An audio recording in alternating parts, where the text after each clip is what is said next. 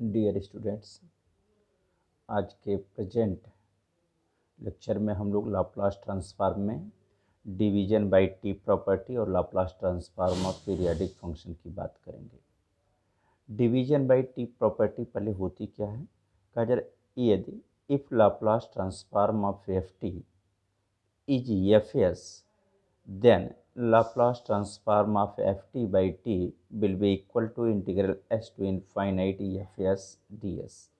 यदि ft का Laplace transform fs है तो ft को अगर हम t से डिवाइड कर दें, ft को t से डिवाइड कर दें तो इसका जो लाप्लास ट्रांसफॉर्म होगा उस fs का s के रिस्पेक्ट में integration from s to infinite with respect to s होगा।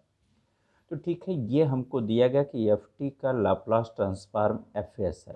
तो we shall start by the definition of the Laplace transform and which is Laplace transform of F T equals integral 0 to infinity e to the power minus S T F T D T. And it is given that Laplace transform of F T equals F S. Therefore, we shall write this is equal to Fs and see it is equation number 1. Now, we want Laplace transform of ft by t. Therefore, in the definition, in place of ft, we shall write ft upon t, and hence Laplace transform of ft upon t will be equal to integral 0 to infinity e to the power minus st and ft by t dt। Okay, अब इसको evaluate करने के लिए हम लोग करते क्या हैं, या इसको हम ऐसे भी Laplace transform of F T is equal to F S है तो ये भी हम समझ सकते हैं। तो कह रहे हैं अब इक्वेशन नंबर 1 को हम यस के रिस्पेक्ट में इंटीग्रेट करें फ्रॉम यस टू इन्फिनिटी। तो कहा integrating equation 1 this is with respect to S from S equals S to S equals infinity. We get F S को यस के रिस्पेक्ट में इंटीग्रेट करना, तो इंटीग्रल साइन लगाया विथ रिस्पेक्ट टू यस। कहाँ से कहाँ तक? From S equals S to S equals infinite to S to infinite F S D s.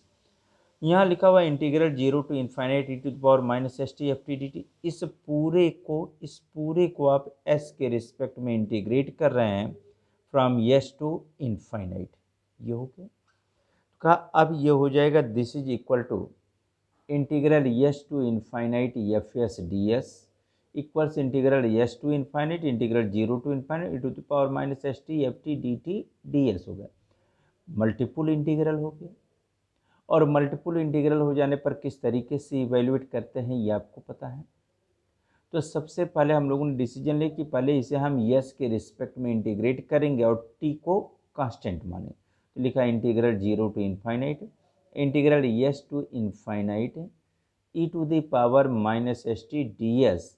और चूंकि यस के रिस्पेक्ट में इंटीग्रेशन परफॉर्म कर रहे हैं इसलिए t को कांस्टेंट मानेंगे, तो एफ टी डी टी को बाहर किया जा सकता तक कर दिया।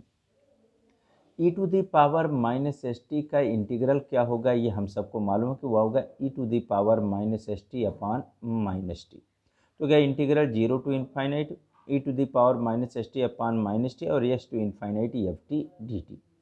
कुल मिला के हो गया इंटीग्रल 0 टू इन्फाइनाइट। जब यहाँ अपर लिमिट रखेंगे e to the power minus S t का एस के रिस्पेक्ट में आपने इंटीग्रेशन किया है तो e to the power minus S t का होगा e to the power minus S t upon minus t हो गया। लिमिट रखेंगे तो पहले अपर लिमिट फिर लोअर लिमिट, तो एस की जगह पर जब इन्फाइनाइट रखेंगे तो यह हो जाएगा e to the power minus infinite. और हम लोगों को पता है कि e to the power minus infinite को हम अच्छी तरीके लिख सकते हैं 1 upon e to the power infinite, और 1 upon e to the power infinite equals infinite होता है, और 1 अपान इन्फाइनाइट क्या हो गया? 0 हो गया। तो इसका अंदर अपर लिमिट रखेंगे तो ये 0 हो जाएगा। लोअर लिमिट रखने से पहले एक नेगेटिव साइन लगाते हैं और लोअर लिमिट रखेंगे किसकी जगह पर? जिसके रिस्पेक्ट में इंटीग्रेशन किया है। इंटीग्रेशन किया यस के रिस्पेक्ट में तो यस की जगह यस रख दिया, तो क्या e to the power minus S t upon minus t. ये हो गया एफ टी डी टी। तो हो गया integral 0 to infinite E to the power minus S t, और ये माइनस माइनस प्लस हो जाएगा, इसको हम लिख सकते हैं f t upon t D t.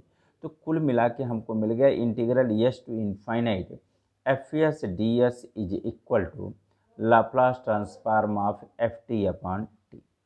ये हो गया बाई डेफिनेशन। और ये आप पहले ही कह चुके थे कि integral 0 to infinite to power minus S T F t upon t D t will be equal to l f t upon t. तो उसका यूज कर लिया। ये कैसे आया, ये लिख भी दिया, बाई डेफिनेशन कहिए या बाई टू कहिए, यहाँ कह दिया बाई टू, ऐसे भी आप कह सकते हैं। नेक्स्ट आता है Laplace transform of periodic function, कि पीरियाडिक फंक्शन का लाप्लास ट्रांसफॉर्म क्या होगा, इस पर डिस्कशन की बात है। तो कहा जा रहा है यदि if f t be a periodic function with period omega, then Laplace transform of ft will be equal to 1 upon 1 minus e to the power minus omega s into integral 0 to omega e to the power minus st ft dt। कहा जा रहा है F T यदि एक periodic function है और इस periodic function का पीरियड यदि ओमेगा है, तो एफ टी का जो लाप्लास ट्रांसफॉर्म होगा वह 1 upon 1 minus e to the power minus omega s होगा। 1 upon 1 minus e to the power minus omega s और integral 0 to omega e to the power minus S T F T D t होगा। ये prove करना। तो हमको ये अच्छी तरीके से पता है कि किसी भी फंक्शन को पीरियाडिक फंक्शन तब कहते हैं जब एक फिक्स इंटरवल के बाद उस फंक्शन की वैल्यू सेम आए। तो यहाँ आप एक पीरियाडिक फंक्शन की डेफिनेशन दे रहे हैं कि चूंकि एफ टी एक पीरियाडिक फंक्शन है और उसका पीरियड ओमेगा है, therefore by definition we can write f t plus n omega equals f t for every n equals 1 2 3 and so on. का चूंकि एफ टी एक पीरियाडिक फंक्शन भी तो पीरियड ओमेगा है, तो f t plus n omega क्या हो जाएगा, F t for every n for every positive integral value. मतलब एफ टी प्लस 1 ओमेगा भी क्या होगा, एफ टी होगा। एफ टी प्लस 2 ओमेगा भी क्या होगा, एफ टी होगा। तो एफ टी प्लस 1 ओमेगा और एफ टी प्लस 2 ओमेगा के बीच का डिफरेंस कितना हुआ, तो पता चलेगा ओमेगा पीरियड के। एफ टी प्लस 3 ओमेगा भी क्या आएगा, एफ टी आएगा। तो एफ टी प्लस 2 ओमेगा और एफ टी प्लस 3 ओमेगा के बीच का जब डिफरेंस निकालेंगे तो फिर ओमेगा आएगा। इसका मतलब हुआ कि हर एक ओमेगा पीरियड के बाद फंक्शन की वैल्यू सेम आ रही है, इसलिए इस फंक्शन को हम लोगों ने पीरियाडिक फंक्शन कहा है। बशर्ते ये डेफिनेशन भी है कि since it is given that f T is a periodic function with period omega, therefore we can write f t plus n omega equals f t. Now by definition of Laplace transform proof start करते हैं। Laplace transform of F T equals है integral 0 to infinite E to the power minus S T F T D t. ये Laplace transform की definition लिखा है। अभी तक जितने भी प्रॉपर्टीज को हम लोगों ने प्रूफ किया है, हर एक प्रॉपर्टी में दिया रहता था if L f T equals F s, तो यहाँ पर हम एफ एस भी लिखते थे, लेकिन यहाँ पर दिया नहीं गया है, इसलिए हम सिर्फ डेफिनेशन में इतना ही लिखे हैं कि l f T equals integral 0 to infinite E to the power minus S T F T D t. अब यह जानते हुए कि फंक्शन जिस फंक्शन का हम लाप्लास ट्रांसफॉर्म फाइंड आउट करने की कोशिश कर रहे हैं वह एक पीरियाडिक फंक्शन है और उसका पीरियड ओमेगा है, तो एक काम करते हैं, टी की रेंज में 0 से इन्फाइनाइट है, इस 0 से इन्फाइनाइट तक की रेंज को ओमेगा इंटरवल पर ब्रेक करते जाएं। 0 से इन्फाइनाइट की रेंज को ओमेगा हर एक ओमेगा इंटरवल पे क्या करते जाएं, ब्रेक करते जाएं। तो चलिए ब्रेक करते हैं।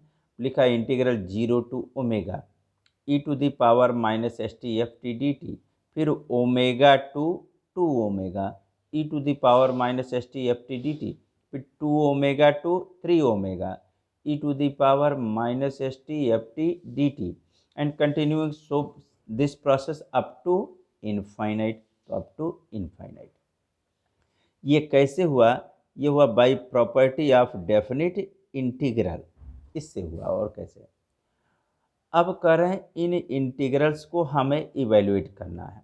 तो देखेंगे जो first integral right hand side का लिखा हुआ है वह integral 0 to omega e to the power minus S T F T D t है। और यही हमको प्रूफ में भी चाहिए। Integral 0 to omega e to the power minus S T F T D t proof का भी एक पार्ट है। तो integral 0 to omega e to the power minus S T F T D t को हम प्रिजर्व कर लेंगे।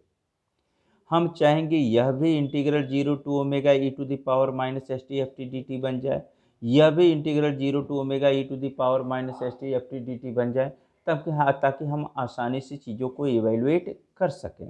तो का putting t equals u plus omega comma t equals u plus two omega comma t equals u plus three omega and so on in the second integral, in the third integral, in the fourth integral respectively on the right hand side।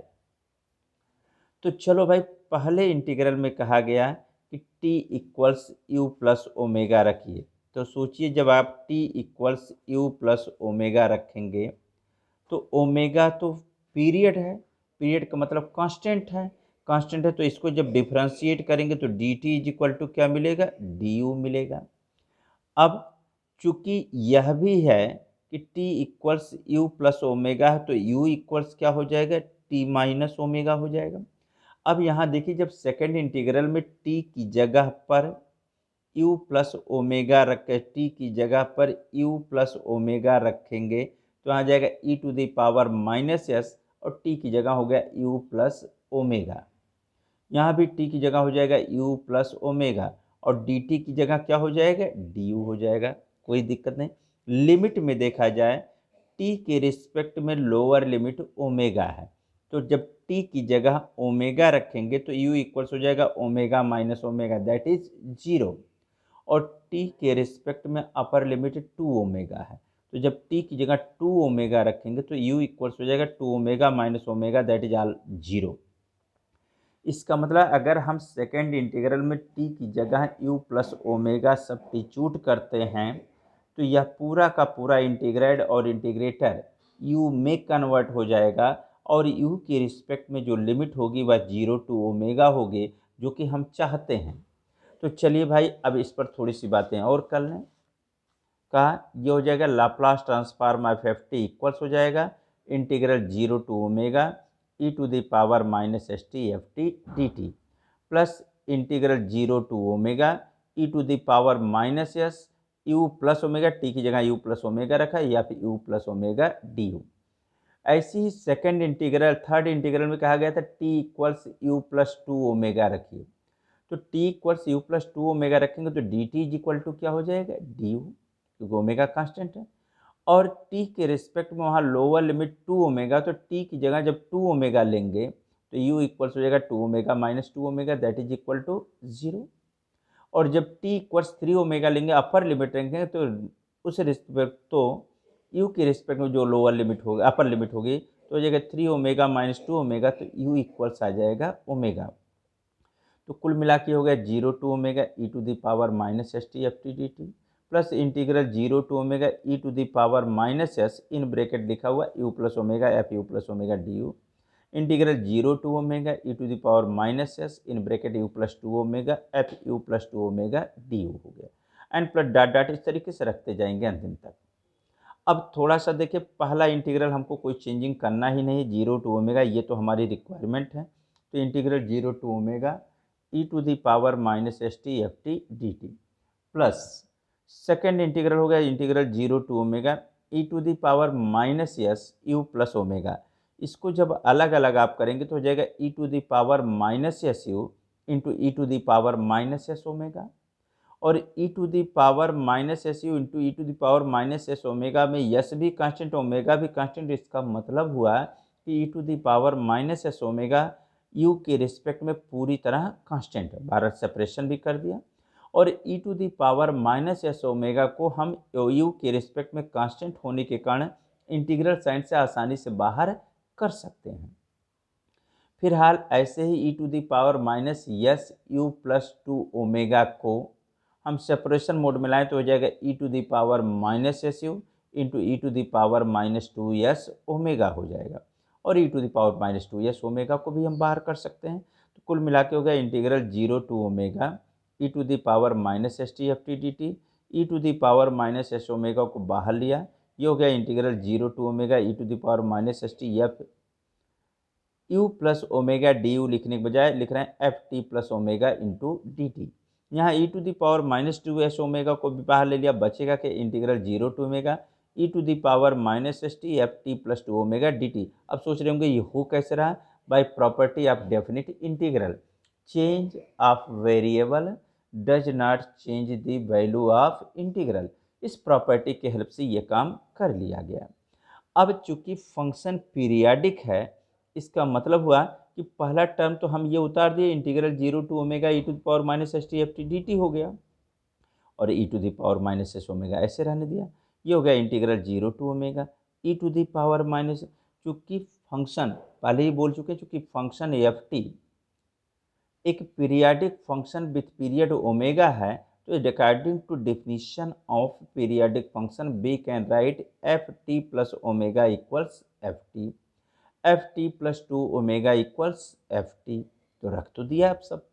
अब ये जो मिला इसमें देखेंगे यहाँ भी integral 0 to omega e⁻−st f T D t है, यहाँ भी integral 0 to omega e⁻−st f T D t है, यहाँ भी integral 0 to omega e⁻−st f T D t है। तो इस पूरे में देखेंगे ये चीज़ें पूरी तरह कॉमन हो, इसका पूरे राइट हैंड साइड में जो भी आएगा उस पूरे में integral 0 to omega e⁻−st f T D t common बना रहेगा। तो जब उसको कॉमन लेंगे तो यहाँ क्या बचेगा 1, यहाँ क्या बचेगा, ये तो कॉमन होके बाहर प्लस e⁻−s ओमेगा, यहाँ क्या बचेगा plus e⁻−2s omega and plus dot dot up to infinite. इतना आ गया। अब जब ये कॉमन आपने ले ही लिया है तो अब देखिए क्या हुआ। अब ये देखेंगे 1 पहला टर्म 1, दूसरा टर्म e⁻−, तीसरा टर्म, तो जब इसको देखेंगे इसका कॉमन रेशियो निकालेंगे तो पता चलेगा वह आएगा e⁻−s ओमेगा। और चूंकि कॉमन रेशियो से ये भी पता चला कि यह तो एक ऐसी सीरीज है जिसको हम इनफाइनाइट ज्योमेट्रिक सीरीज कह सकते हैं, और इनफाइनाइट ज्योमेट्रिक को सीरीज का इनफाइनाइट टर्म का सम क्या होता है वो आप जानते हैं। वो आप लिखते हैं s infinite equals first term, a आप लिखते हैं first term upon 1 minus common ratio, ये आप लिखते हैं। तो फर्स्ट टर्म यहाँ पे क्या रहा 1, कॉमन रेशियो आपने कहा क्या रहा e⁻−s ओमेगा, तो ये हो जाएगा Laplace transform of F T equals 1 upon 1 minus e⁻−s omega, और ये हो जाएगा integral 0 to omega e⁻−st f T D t. तो यही आपको प्रूफ करना था। अब चूंकि हम लोगों ने आज दो प्रॉपर्टी स्टडी किया, एक Laplace transform division bye T property, और दूसरा Laplace transform of A periodic function.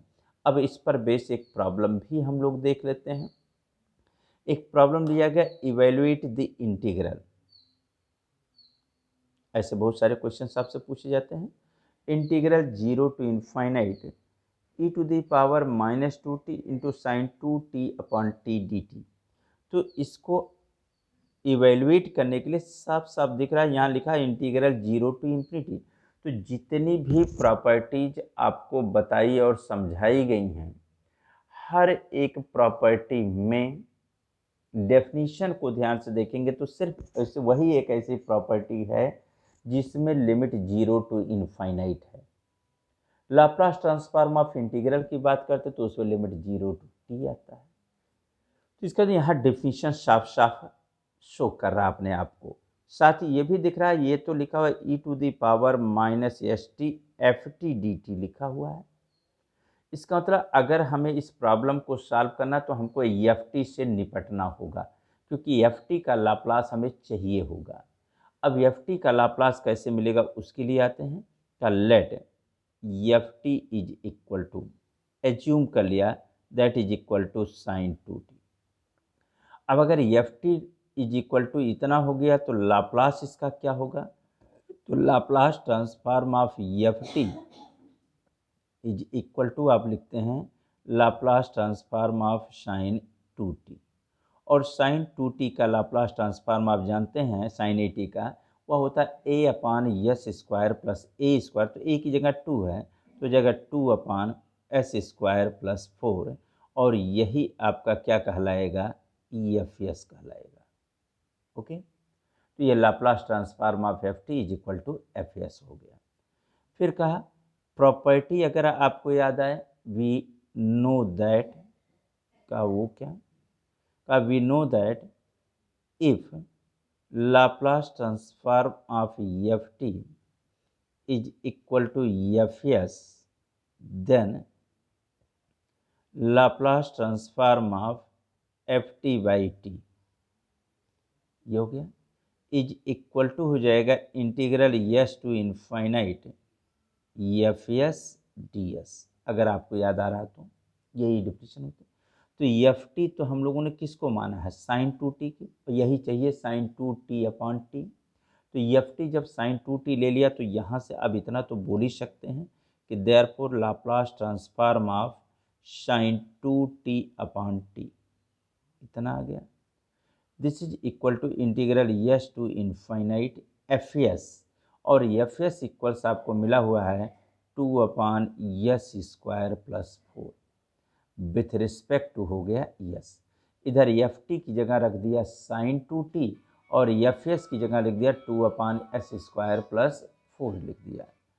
अब इसको जब आप इंटीग्रेट करेंगे तो 1 upon s square plus a square का इंटीग्रल आप जानते हैं, वह होता है 1 upon a into 10 inverse s upon a, तो जाएगा 1 upon 2 into 10 inverse s upon 2 हो जाएगा। और ये हो गया आपका integral limit s to infinite. 2 से 2 कैंसिल हो जाएगा, अपर लिमिट रखेंगे यस की जगह इनफाइनाइट रखेंगे तो जाएगा 10 inverse infinite to that is 10 inverse infinite minus s की जगह यस रखेंगे तो हो जाएगा 10 इनवर्स यस बाई 2 हो गया। और हमको यह भी पता है कि 10 इनवर्स इनफाइनाइट इक्वल्स होता है pi by 2 minus 10 inverse yes by 2, इतना आ गया। हम लोगों को यह भी मालूम है कि 90 minus 10 inverse theta is equal to होता है काट इनवर्स थीटा, तो कुल मिला के हो गया काट इनवर्स यस बाई 2। ओके, तो लाप्लास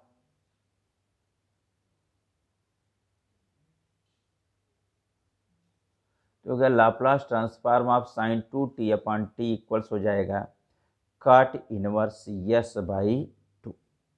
तो अगर आपसे पूछा गया होता find Laplace transform of sine t upon t, या Laplace transform sine 2t upon t, या साइन टी अपॉन टी का स्क्वायर होता, तो हम एक बार और इसी प्रॉपर्टी को अप्लाई करते हैं, ये तो रिजल्ट हमको मिल गया। ओके, अब क्या करना है, साइन 2t अपॉन टी का लाप्लास तो मिल गया, हमको चाहिए क्या, हमको तो चाहिए integral 0 to infinity e to the power -2t sine 2t upon t D t, इसका लाप्लास चाहिए। का कोई बात नहीं, अब इसी पर हम बेसिक डेफिनेशन लगा देते हैं। तो कहा by definition of Laplace, by definition of Laplace transform, by definition of Laplace transform. Laplace transform की डेफिनेशन अप्लाई करेंगे लेफ्ट हैंड साइड पे, तो उसको लिख सकेंगे integral 0 to infinity e to the power minus S t, यही लिखते हैं e to the power minus S T F t, F t की जगह क्या हो गया sine 2t upon t into d t is equal to हो जाएगा काट इनवर्स यस बाई 2, इतना हो गया। ओके, अब आपको जो चाहिए उसके अनुसार बात किया जाए। Integral 0 to infinite e to the power -60 sine 2t upon t D t equals हो गया काट इनवर्स एस बाई 2 हो गया। चाहिए क्या हमको, देखिएगा हमको तो चाहिए ई टू द पावर -2t, इसका यस की जगह क्या रखना है, 2। तो कहा पुट यस इक्वल्स 2। तो जब यस की जगह 2 रखेंगे तो हो जाएगा इंटीग्रल 0 टू इन्फिनिटी, एस की जगह 2 रखते हैं तो हो जाएगा e⁻⁻2t into sine of 2t upon t D t is equal to, s की जगह 2 रखेंगे तो हो जाएगा काट इनवर्स 1, 2/2 1 हो जाएगा। और हम ये भी जानते हैं कि काट इनवर्स 1 इज इक्वल टू क्या होता है, π/4। ये आ गया आपका क्लियर। अब अगर ये चीज़ आपको क्लियर हो गई तो लाप्लास ट्रांसफॉर्म ऑफ मतलब डिवीजन बाय टी प्रॉपर्टी का एप्लीकेशन आपको अब अच्छी तरीके से समझ में आ जाना चाहिए। इसी पर बेस एक और प्रॉब्लम लेते हैं। क्वेश्चन है आपका, does Laplace transform of cos at upon t या cos t upon T exists. यह है क्वेश्चन, सिंपल सा। क्या cos at अपॉन टी का लाप्लास ट्रांसफॉर्म आप फाइंड आउट कर सकते हैं? तो इसको फाइंड आउट सीधा सीधा इंडिकेशन है डिवीजन बाय टी प्रॉपर्टी का। तो का let f T is equal to, मान लिया सेम पैटर्न पर cos at, ये मान लिया। कहा तो सबसे पहले इसका लाप्लास निकालिए। तो Laplace transform of F T is equal to हो जाएगा Laplace transform of cos at, और cos at का लाप्लास ट्रांसफॉर्म होता है s upon s square plus a square, और यही आपका क्या बन गया, एफ एस बन गया। ओके, यही आपका क्या बन गया, एफ एस। तो Laplace transform of F T is equal to F s तो आपको मिल गया। अब चाहिए क्या है आपको, cos at अपॉन टी का। तो फिर कहा वी नो दैट, अगर प्रॉपर्टी याद है तो अब we know that if Laplace transform of F T is equal to F s का तो हम यह भी जानते हैं कि Laplace transform of F t upon t is equal to होता है integral s to infinite f S D s. ये हम लोगों को पता है तो एफ टी की जगह अब हम लोग क्या सब्स्टिट्यूट कर देंगे, cos at, और एफ एस की जगह क्या सब्स्टिट्यूट कर देंगे, s upon s square plus a square.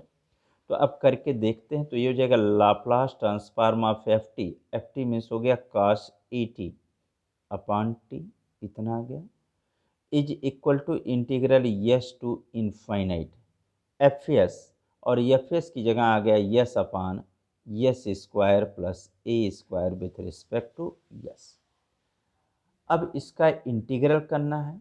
Integral करने का रूल क्या है वो आपको मालूम है। एक काम करते हैं, इसमें 2 से मल्टीप्लाई कर दिया और 2 से इसे डिवाइड कर दिया। क्यों किया है वो आप देखें। S square plus a square को अगर हम टी माने तो 2s ds is equal to d t हो जाएगा। तो कुल मिला के यह डी टी अपॉन टी बन जाएगा, और डी टी अपॉन टी का इंटीग्रल क्या होता है वो हम लोगों को मालूम है। क्या होता है, log of s square plus a square, इतना आ गया। लिमिट क्या है, यस टू इनफाइनाइट है, इंटीग्रल हो गया। अब जब आपने इंटीग्रल कर लिया तो यहाँ पर अब पहले आप अपर लिमिट रखेंगे तो हो जाएगा 1/2 into limit s tends to infinite, इतना आ गया, into log of s square plus a square. Upper limit रखेंगे, लोअर लिमिट रखने से पहले नेगेटिव साइन लगाएंगे। यस के रिस्पेक्ट में इंटीग्रल किया तो लिमिट भी यस की जगह ही रखेंगे। तो यस की जगह जब यस ही रखेंगे तो यह सिर्फ हो जाएगा log of s square plus a square. अब यस टेंस टू इनफाइनाइट करेंगे तो यह log इनफाइनाइट हो जाएगा, क्योंकि log इनफाइनाइट इक्वल्स इनफाइनाइट होता है। तो यहाँ लिखा कि since limit s tends to infinite log of s square plus a square does not exist, क्योंकि क्या आएगा, infinite, does not exist, therefore Laplace transform of cos 80 upon t does not exist, या यहाँ कह सकते हैं कि since limit s tends to infinite log of s square plus a square equals कह सकते हैं infinite, therefore Laplace transform of cos 80 upon t does not exist, मतलब cos 80 अपॉन टी का लाप्लास ट्रांसफॉर्म फाइंड आउट नहीं किया जा सकता है। अब नेक्स्ट वीडियो लेक्चर में हम लोग पीरियाडिक फंक्शन का लाप्लास ट्रांसफॉर्म देख चुके हैं, उस पर बेस प्रॉब्लम करने की कोशिश करेंगे और फिर उसके आगे देखेंगे।